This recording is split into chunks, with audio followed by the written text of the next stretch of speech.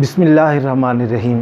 دوستو، ڈپریشن، ذہنی تناؤ اور بے سکونی، بے چینی ہمارے آج کے معاشرے کے ایسے فیکٹر ہیں کہ جنہوں نے کئی خاندانوں کو، کئی گھروں کو تباہ و برباد کر دیا ہے، اور خاص کر آج کا جو نوجوان ہے وہ اس بے سکونی کا جتنا شکار ہے وہ آج سے پہلے شاید کبھی نہیں تھا۔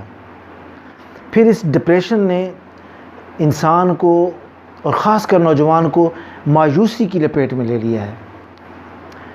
آئیے دیکھیں کہ اس ڈپریشن کا، اس ذہنی تناؤ کا، اس بے سکونی کا اور اس مایوسی کا حل کیا ہے۔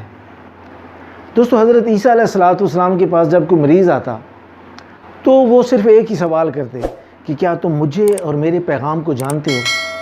اگر جواب ہاں میں آتا تو آپ فرماتے پھر جاؤ اور آئندہ گناہ سے بچو۔ یعنی حضرت عیسیٰ علیہ السلام کے مطابق ساری بیماریوں کی وجہ گناہ تھا۔ اسی طرح دوستو، ایک اور فلسفی کا قول ہے، وہ کہتے ہیں کہ یہ دکھ، بے سکونی، بے چینی، بیماری اس وقت تک باقی رہتی ہے جب تک گناہ باقی رہتا ہے، اور جیسے ہی بندہ گناہ سے کنارہ کش ہوتا ہے تو ان ساری چیزوں کا خاتمہ ہو جاتا ہے۔ بلکہ وہ کہتے ہیں کہ پھر وہی دکھ جو ہوتا ہے نا سکھ میں بدل جاتا ہے۔ تو اسلام کا ایک اور قول ہے، وہ فرماتے ہیں کہ میرا پیغام میرے ماننے والوں کو زندگی دے گا اور ان کو ذہنی اور جسمانی صحت بھی عطا کرے گا۔ دوستو، یہاں سوال یہ پیدا ہوتا ہے کہ اگر حضرت عیسیٰ علیہ السلام کا پیغام یعنی تورات ان کے ماننے والوں کے لیے باعث زندگی بھی بن سکتا، باعث فرحت اور سکون اور آرام بن سکتا ہے، تو کیا نبی آخر الزمان حضرت محمد مصطفیٰ صلی اللہ علیہ وآلہ وسلم کا پیغام یعنی قرآن کیا ان کے ماننے والوں کے لیے زندگی اور باعث سکون نہیں بن سکتا؟ ان کے لیے زندگی کا سامان نہیں دے سکتا؟ ان کی زندگی میں سکون، امن اور فرحت نہیں لا سکتا؟ آئیے یہی بات اللہ کے قرآن سے پوچھتے ہیں۔ فرمایا الذین آمنوا ولم یلبسوا ایمانہم بظلم۔ اللہ پاک نے فرمایا کہ وہ مومن جنہوں نے اپنے ایمانوں میں گناہ کو داخل نہ ہونے دیا، اور جن کے ایمان میں گناہ داخل نہ ہوئے، فرمایا اولئک لہم الامن وہم مہتدون۔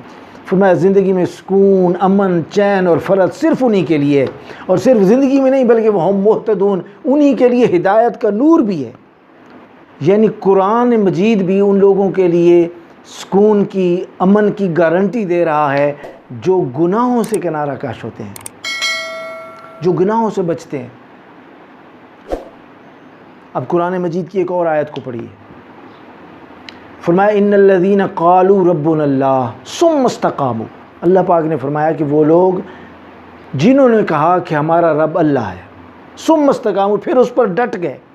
جب کہا کہ رب اللہ ہے اور رب کی ہی ماننے لگے اور رب کی نافرمانی سے بچ گئے، اب اللہ پاک نے ان کے لیے آگے جو پیغام دیے ہیں وہ بڑے ہی قابل توجہ اور قابل غور ہیں۔ دوستو، فرمایا جنہوں نے کہا کہ ہمارا رب اللہ ہے اور پھر اس پر قائم رہ گئے، پھر رب کی نافرمانی سے بچ گئے، یعنی پھر گناہ سے بچ گئے، اللہ پاک نے فرمایا تتنزل علیہم الملائکہ، ان پر فرشتے نازل ہوتے ہیں، اور فرشتے ہر قدم پر ان کو پیغام کیا دیتے ہیں؟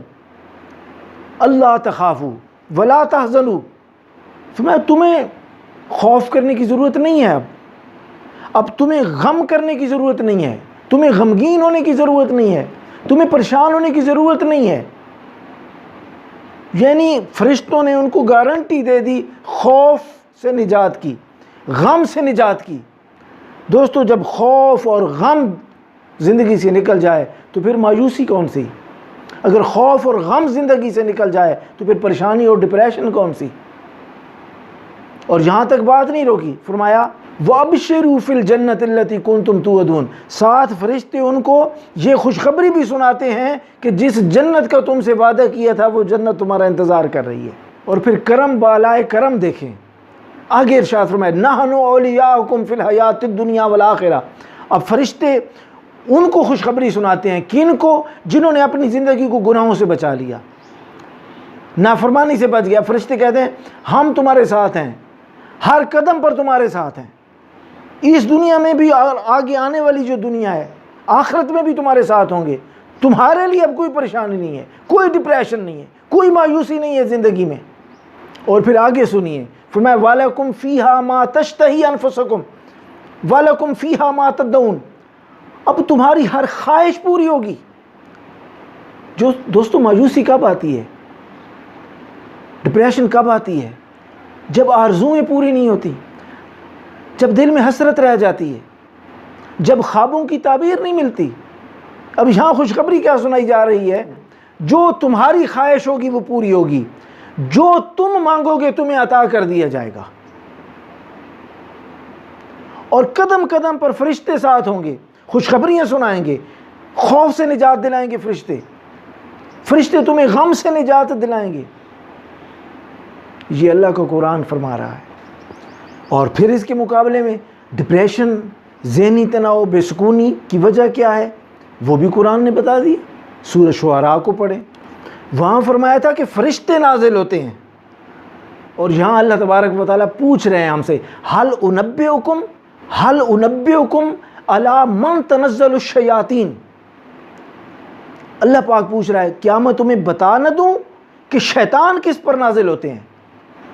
سبحان اللہ، فرمایا تنزل علی کل افاک اثیم، فرمایا کہ یہ شیطان ہر جھوٹے اور بدکار انسان پر نازل ہوتے ہیں۔ یعنی جب زندگی میں گناہ داخل ہو جاتا ہے، جب زندگی میں جھوٹ آ جاتا ہے، بدکاری آ جاتی ہے، تو پھر وہاں فرشتے نہیں، شیطانوں کا نزول ہوتا ہے، شیاطین کا نزول ہوتا ہے۔ اور شیاطین کیا کرتے ہیں؟